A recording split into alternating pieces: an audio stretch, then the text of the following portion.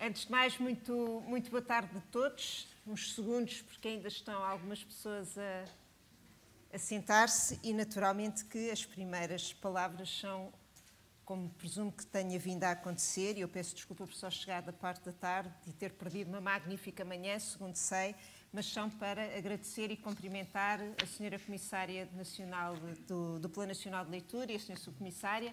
Obrigada por terem aceito outra vez este desafio e continuarem empenhadas neste projeto. Cumprimentar todos e é tão bom ver esta sala cheia, motivados todos por este compromisso conjunto e desafiante que é termos mais leitura no nosso país e, evidentemente, um cumprimento a esse, então, ainda mais especial para os nossos três convidados que trazem três contribuições, três leituras, três abordagens seguramente complementares e todas elas também desafiantes para discutir connosco. Eu vou tentar fazer uma moderação que, sobretudo, permita que a espontaneidade aconteça aqui com estas três contribuições e que evidentemente, seja também muito desafiante para todos. É muito bom nós termos outra vez ou termos uma continuidade para este Plano Nacional de Leitura que surge agora com outro arrojo no que diz respeito e com outra ambição que é possível na sequência do que aconteceu no passado. E, portanto, também o meu reconhecimento, como é óbvio, àquilo que tem sido o esforço do Plano Nacional de Leitura nos últimos anos, à forma como nós nos habituámos a viver com eles e como foi tão estruturante e tão importante também para muitas pessoas e, sobretudo, para os nossos jovens e a Isabel Alçada e a Teresa foram, de facto, magníficas e agora abrem este desafio a outros parceiros. Um dos parceiros que entra agora de novo no Plano Nacional de Leitura é precisamente a ciência, a tecnologia e o ensino superior e, por isso, como compreenderão, tenderei a desafiar aqui os meus três companheiros muito no sentido de ir ao encontro também do que significa alargar este escopo de compreensão, de interpelação e de participação de toda a área da ciência, tecnologia e ensino superior. Eu penso que já terão alguns desafios lançados durante a manhã, sobretudo no que diz respeito a alargarmos as questões da literacia, a abordagem da literacia. Portanto, evidentemente que continuamos todos muito apostados na literacia, enfim, mais convencional, no que diz respeito à capacidade de ler e, evidentemente, também escrever, mas agora temos muitas outras preocupações que têm a ver com os tempos que correm também, no sentido de ampliar as questões da literacia, a literacia científica, a literacia digital e também a outro tipo de competências e de capacidades de ler também o mundo e que vão sendo também muito exigentes para todos nós, isso, independentemente da área em que nos encontramos. É evidente que nenhum de nós é estranho àquilo que está a acontecer no mundo. A pressão da era digital entra-nos todos os dias em casa, não é? Quer dizer, e não há como escapar-lhe. Os desafios da tecnologia, da ciência vivem connosco e é importante cada vez mais termos um olhar sobre eles e, por outro lado, também estamos todos convictos de que o ensino, a formação, a aprendizagem e, evidentemente, todas estas questões na área da literacia nos acompanham ao longo da vida e nós vamos precisando também de ter literacias desenvolvidas e cada vez mais aperfeiçoadas ao longo da nossa vida. E, portanto, este alargamento, quer nos planos de compreensão, quer nas faixas etárias, quer esta ligação com a ciência e tecnologia e ensino superior, fomos beneficiados por isso, mas queremos também trazer essa contribuição. Naturalmente que na área da ciência, tecnologia e ensino superior há aqui um passado e uma competência específica no plano da ciência e tecnologia que tem a ver com a forma como a ciência, como a tecnologia, mas sobretudo também o pensamento científico e a literacia científica são úteis a todo o sistema, digamos assim, não é? Quer dizer, a todo o Plano Nacional de Leitura, como é que a ciência tem que contribuir para olharmos o Plano Nacional de Leitura em todas as suas dimensões. E, evidentemente, que vou deixar esse desafio aqui para os nossos três convidados. Mas também temos que olhar para dentro das nossas instituições de ensino superior e, enfim, também tentar ir ao encontro de muitas das questões que se nos colocam hoje, junto dos nossos alunos, junto dos nossos professores, no sentido de, enfim, até algumas críticas implícitas, até que ponto é que os nossos jovens chegam à universidade, chegam ao ensino superior e trazem consigo todas as competências que precisam nestes planos de literacia, sendo que muitas vezes se acusa, enfim, destes jovens que já não leem como leram os outros ou como nós lemos no passado, no fundo terem também essas competências ou essa falta de competências apesar na sua formação e na sua capacidade de aprendizagem ao longo do ensino superior. Mas queremos mais do que isso, não é? Queremos também estimulá-los noutros contextos, estimulá-los com outro tipo de literacias, sendo que para os estudantes do ensino superior e para todo este ecossistema em geral, somos cada vez mais instigados a ter outro tipo de competências. As competências transversais, as chamadas soft skills, são cada vez mais algo que se exige aos nossos estudantes de ensino superior e, enfim, estamos também entre colegas que passam muito por estas capacidades de ver o mundo com esta, enfim, desta forma mais global. E, portanto, são, no fundo, também estes desafios que eu gostava que fossem colocados. Algumas das competências, por exemplo, que nós exigimos cada vez mais, ou achamos que os nossos jovens no ensino superior hoje têm que ter, são também competências artísticas e culturais, e, portanto, quer no plano da compreensão do mundo artístico e da literatura, e eu não posso deixar de referir que fiquei muito entusiasmada quando ainda ouvi o António Damasio dizer há 2 dias qual é que foi qual é que é o seu melhor cientista. Ele diz, Shakespeare, não é? Quer dizer, porque de facto vamos todos tendo a noção de que ler, conhecer, ter a capacidade de apreender este mundo é muito importante. E, portanto, eu se calhar começava por uma ponta, começava ali pelo professor Manuel Sobrinho Simões, agradecendo a sua presença e pedindo-lhe como é que nós, não é? Quer dizer, como é que nós podemos contribuir como cientistas para este plano, como é que vê esta realidade, como é que nós devemos atuar? Fernanda, muito obrigado. Vamos lá ver, eu sou um cientista especial, primeiro porque não sou cientista. Depois, é sempre especial para nós. Mas não é isso. Não sou cientista. Sou médico e sou professor de medicina. E a medicina eu já tive há 15 dias aqui a discutir isto. A medicina afasta-se muito das ciências puras e duras. A medicina beneficia imenso do ensino artístico. Para um tipo ser um bom médico, antes de mais nada, ele precisa ter narrativa. E precisa de saber falar. O meu medo hoje, tenho alunos estupendos. Os alunos de medicina em Portugal são muito bons, são tipos muito competentes, são tipos com memória, estão cada vez mais pobres em vocabulário e em narrativa. Isto é um parênteses. Eu tive umas provas de agregação anteontem, portanto, na sexta-feira, em que um tipo trabalhou no deserto do Namib. E no deserto do Namib, quando os bantus avançaram, houve aquela... Os bantus deram cabo de algumas tribos absorveram os bantus, e então havia uma coisa extraordinária. Havia uma tribo que tinha desaparecido, mas havia um papagaio que ainda falava a língua da tribo. Uma coisa extraordinária. Isto é descrito pelo Blick e é uma coisa extraordinária. Portanto, para mim, o grande problema, antes de ler e escrever, é falar. E o nosso problema na medicina é ser capaz de falar. E nós estamos cada vez mais fracos a falar, em parte porque não lemos e não escrevemos, seguramente. Em parte porque o sistema se tornou um sistema de tal maneira eficiente e objetivo e disparatado. Nós, de resto, nós classificamos, nós portugueses, aqui temos imensos professores aqui, nós portugueses classificamos as pessoas de 0 a 20. 0 a 20. E, portanto, por exemplo, lá na Faculdade de Medicina onde eu trabalho, as pessoas, há um tipo que teve 19, imaginem, 19,3, e há outro que teve 19,32. E nós temos que aturar um chato a dizer porque é que ele teve 19,32 e o outro teve 19,3. Isto é o ensino superior em Portugal. E, portanto, reparem, eu adoro, e disse isto há 15 dias, eu acho que a gente aprende muito mais medicina real, narrativa, lendo Tolstói ou Dostoiévski ou Roth, whatever, do que Não, mas não tenham dúvidas. Foi quando Dostoiévski as palmas, não percebemos. Não. É a literatura. Aprende-se muito mais medicina narrativa, medicina real. Não é para substituir um coração. Isso não se aprende no Dostoiévski, claro. Se um tipo está mesmo doente, é outra coisa. Mas... E a mim o que me impressiona é os nossos alunos, e eu vi de manhã, a doutora Isabel Alçada mostrou aqui resultados muito interessantes.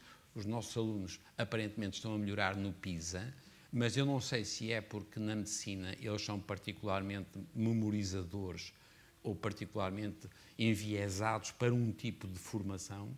Eles são muito pouco narrativos e leram muito pouco.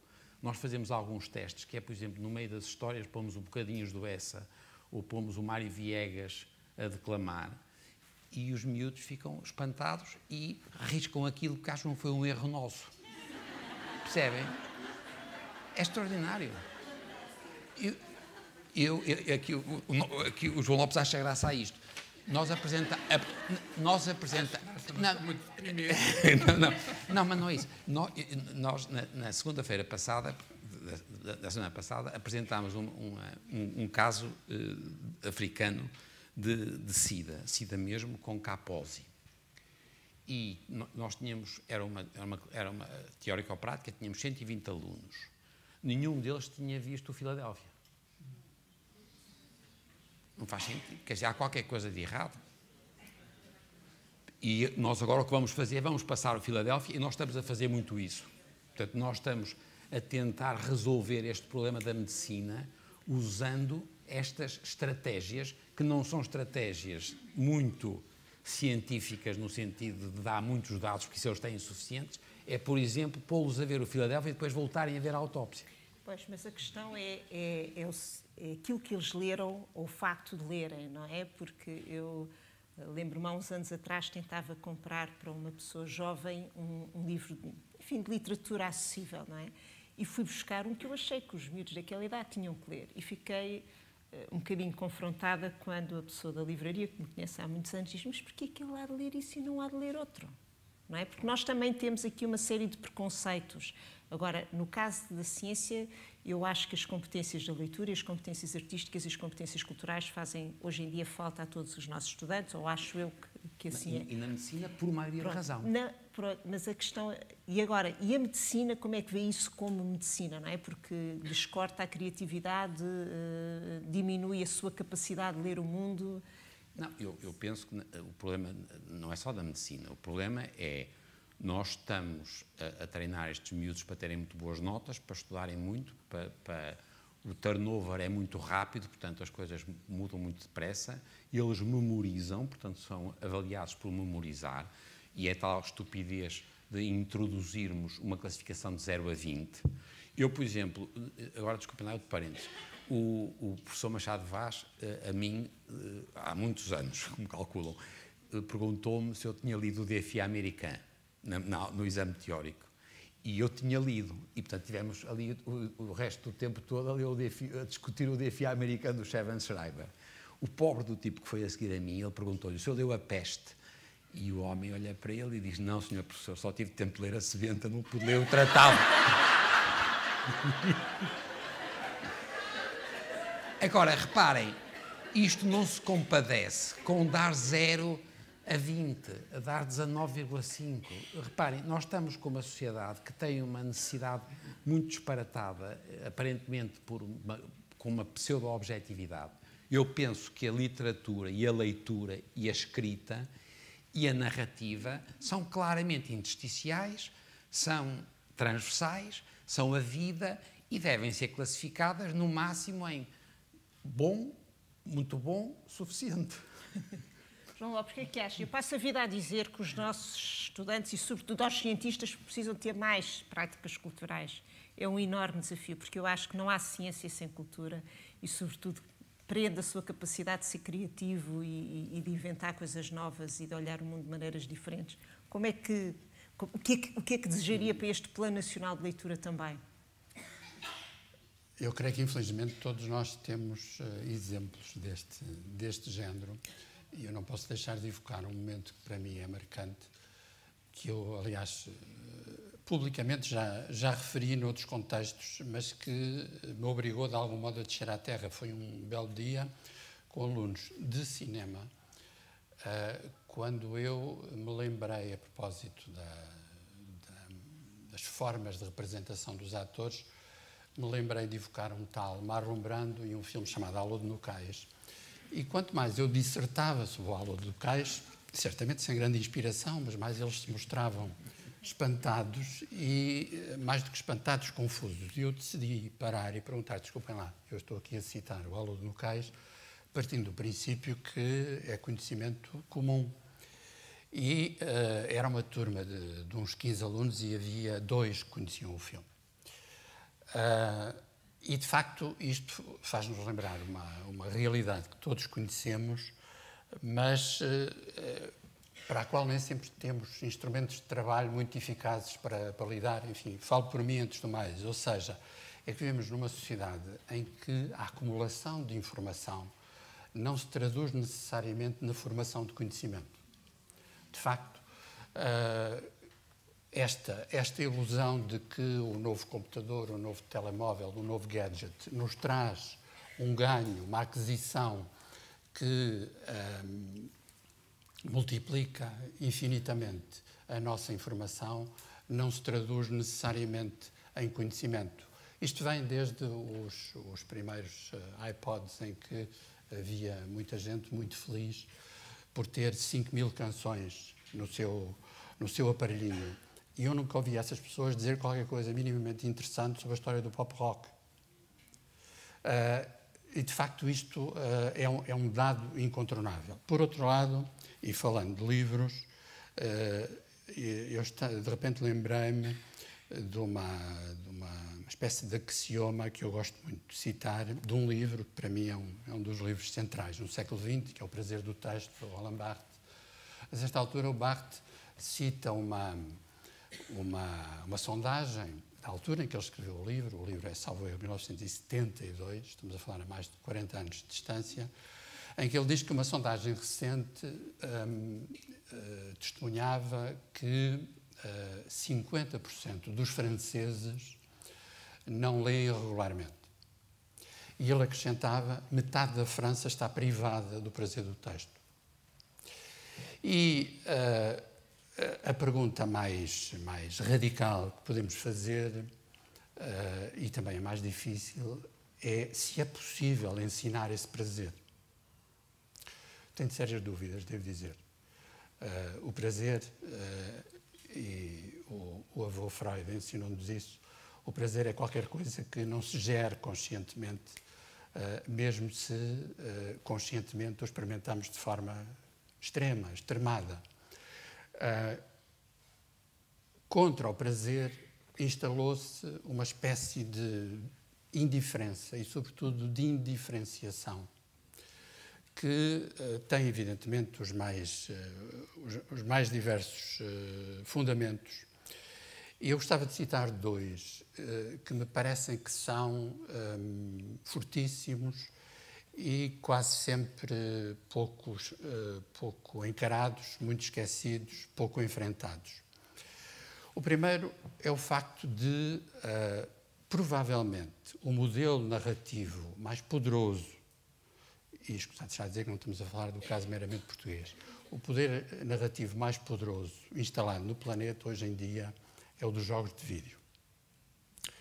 E eu sei que entramos aqui num terreno instável, pantanoso, difícil, porque, além do mais, não será difícil encontrar milhões de pessoas que nos virão dizer, e com toda a legitimidade, jogos de vídeo, sim, dão-me imenso prazer. E não adianta muito estarmos contra o prazer dos outros. É uma questão, aliás, antidemocrática por definição. Mas os jogos de vídeo introduziram, e sei que estou a generalizar, modelos de narrativa em que, na prática, o leitor, consumidor, tem mecanismos para ir alterando a narrativa. E estes mecanismos para ir alterando a narrativa são exatamente o contrário do livro. porque o livro está escrito, está impresso, tem princípio, meio e fim, e, por definição, é qualquer coisa que nos desafia para não alterarmos a narrativa. Podemos ler o capítulo 1, depois o 7, depois o 3, problema nosso. Mas, de facto, a narrativa está, por assim dizer, decidida, pré-decidida. E não tenho dúvidas em dizer que a constituição de formas de pensamento e de sentir gerada predominantemente pelos jogos de vídeo contraria a relação e a disponibilidade para uma relação com o livro. Esse é o primeiro ponto. O segundo ponto que eu queria referir é um ponto que, curiosamente e do meu ponto de vista desconcertantemente, quase nunca é referido quando se trata de refletir sobre os valores culturais e os valores do livro em particular. E esse segundo ponto tem um nome ao mesmo tempo sedutor, fascinante e, por vezes, terrível, aterrorizador. E chama-se televisão. Eu não vejo que seja possível pensar o que quer que seja de qualquer valor cultural sem pensar o que é a televisão no contexto do nosso presente. E, enfim, não escusado será dizer que por si só isso era um assunto para nos ocupar aqui muitas horas, muitos dias. Quero ser o mais sintético possível e quero dizer, antes de mais, o seguinte: longe de mim ter qualquer tipo de atitude ou discurso, e faço questão em sublinhar que, nesse aspecto, independentemente dos meus discursos serem mais ou menos consistentes, não abdico desse ponto, longe de mim demonizar a televisão. Nunca o fiz, não o faço, nunca o farei. Mas é bom percebermos que a televisão não é uma entidade unívoca, e basta ligarmos o televisor e fazer zapping para perceber que há de tudo, desde o mais sublime ao mais horrível na televisão contemporânea. E, de facto, os modelos dominantes, nomeadamente na forma de representar a juventude em televisão, os modelos dominantes, insisto, favorecem uma imagem do jovem, não como aquele que lê, longe disso, mas como aquele que tem, por exemplo, um enorme fascínio pelos gadgets da tecnologia, que mantém um discurso completamente indiferente à qualidade da língua e feito de asserções ligeiras, irrisórias, para não dizer estúpidas, e mais do que isso, a própria relação que é favorecida nessa forma de encenação dos jovens com a cultura popular é uma relação absolutamente instrumental, feita de coisas efêmeras, sem qualquer paixão pelo domínio artístico da cultura popular. Ora, insisto, não me parece que seja possível pensar todas estas questões sem ter isto em conta. E, sobretudo, só um último ponto, peço licença para acrescentar, porque zonas muito importantes da televisão contemporânea passaram a ser dominadas pelos discursos que, direto ou indiretamente, estão enraizados no mundo do futebol. No mundo do futebol, tenho muita pena de o dizer, fala-se muito mal português. E faço também questão em dizer que não estou de modo nenhum a apontar o dedo a ninguém, porque cada vez que me vejo a mim próprio na televisão, fico quase sempre revoltado com os erros que cometo. Portanto, tenho a perfeita noção de que cometer erros a falar em televisão é uma coisa com a qual, melhor ou pior, temos que saber lidar. Mas, de facto, o problema é que se normalizou, se formatou, como se diz em televisão, uma relação com a língua que não só é extremamente pobre, como é profundamente contribui para a decomposição da própria língua. Dou um exemplo só para terminar. Um exemplo muito concreto. Entre muitos comentadores de futebol, a palavra veleidade mudou de significado. Já não há equipas, por exemplo, fracas, que têm a veleidade de enfrentar uma equipa forte, mas veleidade passou a ser sinónimo de hipótese. A defesa não dá veleidades aos atacantes. E faço questão em acrescentar, não estou com isto a tentar fulanizar a questão, a apontar o dedo, seja a quem for, porque já agora, puxando a brasa à minha sardinha, se me permitem, escrevi uma vez um texto chamando a atenção concretamente para este exemplo e dizendo que me parece absolutamente normal e compreensível que haja muitos erros cometidos, sobretudo num direto, quer dizer, a minha experiência, pelo menos, ensina-me que não é fácil, mas o problema não é esse, é que onde é que estão as hierarquias jornalísticas e editoriais para combater isso? Porque quando alguém se engana uma vez, enganou-se, passamos à frente. Quando isso passa a ser uma forma, um formato, de facto, aplicado sistematicamente, significa que não só quem está a falar não sabe, como quem está a ouvir não liga. E isso parece-me que é grave e extremamente empobrecedor. Eu não esperava, João, você foi horrível, porque ela estava toda bem disposta. Nós tínhamos acabado muito bem, a doutora Isabel Alçada tinha acabado aqui uma coisa entusiástica, nós felicitámos-la muito ao almoço, e não sei o quê, estávamos todos felicíssimos e tal. A Fernanda não esteve cá, mas soube que tinha corrido muito bem. Você chegou aqui com um gás bestial e eu disse mato, ele disse esfola, quer dizer... Mas eu acho que o António Feijó ainda pode continuar ou nesse tom ou noutro. Mas a questão é esse. Mas eu também quero contrariar pelo seguinte. Bom, ainda bem que está cá o presidente da RTP. Não, mas realmente hoje em dia os nossos jovens nem sequer veem televisão. Portanto, o que eu acho mesmo é que nós temos que lidar com uma realidade que está em mudança, com uma sociedade que está em mudança, com valores que estão sempre em permanente alteração e o que é mais desafiante para nós é conseguirmos estimular as pessoas para se apaixonarem pela leitura, mas vamos ter que lhes dizer como, não é? Se calhar não podemos ensinar ninguém o prazer de ler ou a ter prazer a ler, mas temos que, em conjunto, encontrar forma de deixar que os outros descubram que a ler aprendemos coisas e que é muito importante até para fazermos ciência, não é?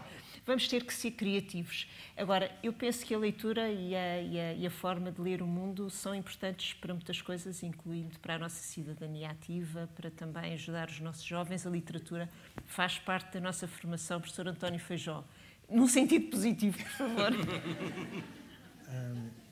Eu vou falar num sentido positivo, mas não é por ser necessário neste momento falar num sentido positivo. Claro que não. Não, eu vou explicar porquê. É porque gostaria de dar uma ênfase um pouco diferente e continuar com a conversa. Sempre que eu falo com os meus colegas no início de um ano letivo na Faculdade de Letras, os alunos estão sempre piores, são piores que o ano passado. Sim. Portanto, uma pessoa pergunta como é que são os teus alunos, eles dizem piores que o ano passado. Esta degradação não é possível. Esta degradação não é possível. Neste momento estaríamos ao nível do Neandertal Portanto, desta presumível constatação de que o nível dos alunos se vai degradando, isto leva a práticas pedagógicas às vezes curiosas, que é os professores humilham os alunos. E a humilhação consiste justamente em, por exemplo, perceber que um aluno não sabe quem é o Marlon Brando ou Bergman, e dizer, vocês não sabem quem é o Ingmar Bergman, e depois fazem uma grande diatribe contra a ignorância que não é putativa, mas é imediata destes alunos. Há um outro modo de olhar para isto, que é um pouco diferente e que eu gostaria também de sugerir que é possível. E vou usar para isso uma pequena história de um colega meu que uma vez, quando estava a fazer a sua tese de doutoramento, foi a Londres, estava num pub, começou a falar com um homem que estava ao lado, um francês, e rapidamente se apercebeu que o francês também estava a escrever uma tese de doutoramento sobre literatura. Então o meu colega perguntou-lhe qual era o tópico, esta é conversa natural entre oficiais do mesmo ofício. E o francês disse que estava a escrever uma tese sobre Trollope, romancista vitoriano do século XIX, em inglês. E o meu amigo disse, eu nunca li nada de Trollope. E o francês respondeu, que sorte que você tem. Mas